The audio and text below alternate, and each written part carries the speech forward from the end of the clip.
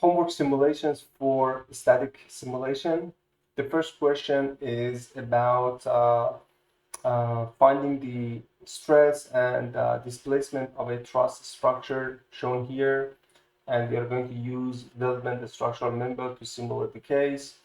Uh, the distance and length of each member is given, as well as the material characteristic. And we are going to find some of the requirements, including axis stress plot as well as displacement plot, and then followed by finding the beam forces and reaction forces at the constraint point. So we will start by starting a new part. Since all of the dimensions are in foot and inches, might be a good idea to change the unit to IPS if it is on MMGS. I would select front plane and start a sketch there to draw my structural member. So select the line here, here, here, roughly, and then center here, here, and start from here, going to the center here, and then here, here. I know that this line should be horizontal, so add horizontal axis to that. Dimension wise, this is 10 foot according to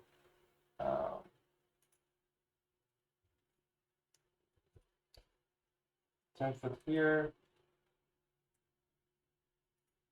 and another, oops,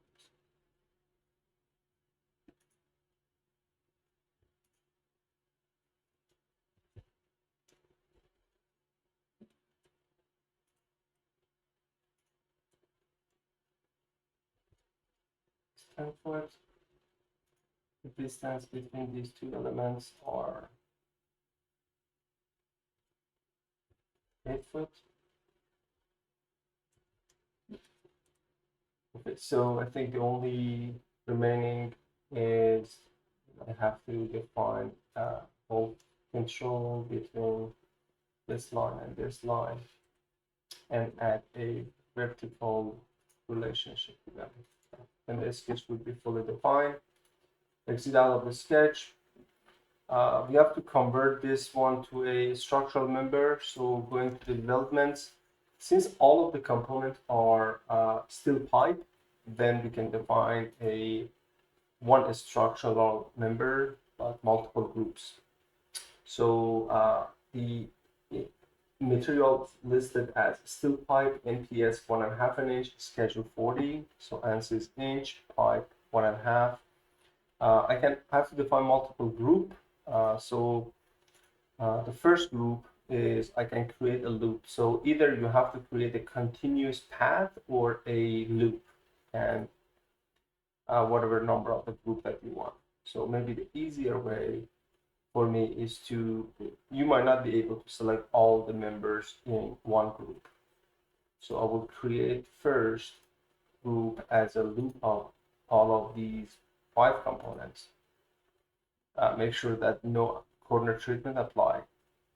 Then create second group, which would be the remaining 2 elements here.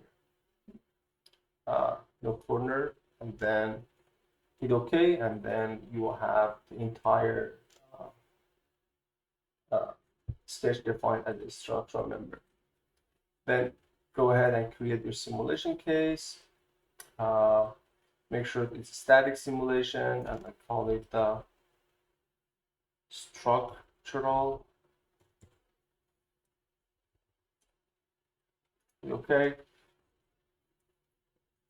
So we have 7 truss elements here that has been listed in cut list, but you will see that it's been divided into 3 subgroups. So hold Control and select all 7 components here. Right click on this selection, go to definition. We have to make sure these are truss, not the beam. If you select the beam, the component may have bending halfway between two ends. Truss, make sure that between the two ends of the structure, there's no bending or any other deformation. While you have this selection, you can apply the material to that, which according to the problem, we have to apply alloy steel as a material for all of the components. So we define alloy steel, apply, and close. And then we need to, going back to the problem, this joint is fixed. The other joint here is a rolling, so meaning that it can have horizontal motion but no vertical motion. So I'm gonna define the first fixed geometry here. Select fixed geometry, and then above my point of joint, select this joint, and that will be fixed. And you will notice that when I select the fixed joint, there are 3 green arrows, X, Y, Z direction, meaning that no motion in X, Y, Z. That's what we want. Then going to the rolling joints, going to the fixed geometry, and I have to use a reference geometry, for this joint. So here's my joint, and then for reference, I would select my front plane. In front plane, in X direction, there is no constraint.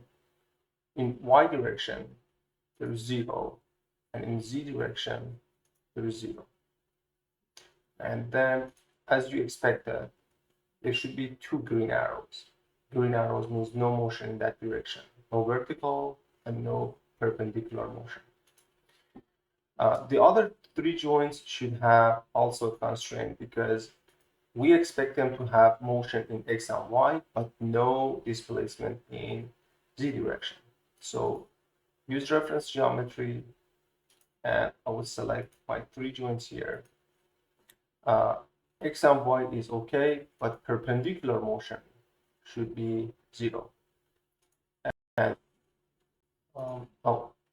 and the reference should be the reference to front line. And then hit OK. You will see that only green arrow in the perpendicular direction would appear for these 3 joints. Okay, I do have all of those. Now going back to my problem, there is a 900-pound vertical, 700-pound vertical, and 800-pound horizontal for that joint. So going to external load, define it as a force, and in that force, I would change it to joint selection. Select this joint. That might be easier. I use the same front plane as a reference plane. Change it the unit to English, and then it would be along Y direction. 900 pound, and since this is vertical up, I would reverse the direction to match problem request. Hit OK. You have the force applied to this joint. Repeat the process, apply a external load of force, but this time we select a separate joint, which would be here. And the reference plane would be front plane, change it to English unit. Horizontal would be 800 pound. And you will see that 800 pound is, not sure which direction is that. If I reverse it, oh, that's a correct one. You don't need reversing. And then 700 pound, it says upward, but we need downward, so reverse direction here. Okay. Okay, we have fixture, we have external load. Now we can define a mesh, create mesh, and we can run the simulation. And as you will see, vertical mode, go to the animation mode. There is no bending of the truss element, and only joints are moving due to the constraint and the external load that has been defined. Okay, the first question they ask, axis stress plot, and this is not axis stress, and the unit should be PSI. So right click, go to definition. Here I have to change, instead of upper bound, axial and bending, I would select it first the unit PSI and then change it to axial. As well as the chart option, I would like to show minimum and maximum, and let's change it to floating. And when you put OK, you will see that the maximum axial stress shown here as follows. Displacement plot in inches that we need. So go to displacement plot. I have to do the same thing, going to definition of this bar and change it from millimeter to inches. Okay, go to definition, change it from millimeter to inch, and in chart option, we can show minimum maximum. We know that minimum should be 0 because we have a fixed geometry at that point. So 0 here, and maximum displacement is at this joint with 0.013. Beam forces. Right click on result and say list beam forces. And if we need, we have 7 elements that we need to define a beam. I would change it to, this is 1 through 7 for all the beam. And we need to, it's a force, not a stress, but change it to English to show you based on a pound force, and it's going to list all of axial forces in this window here. The last one is reaction forces at constraint points, which would be these 2 joints that we have. Go to result, right click, list result force, and here we select reaction force, and the joints, I'm interested in this joint and this joint. And if I show updates, it's going to show me the resultant force here. Let's change it from SI to English to show them on a pound force instead of Newton. So you have 800 pound, which is the reaction from the vertical force, and then Fy is 305 force pound, and then you have other values here for other things. I hope you like the simulation here.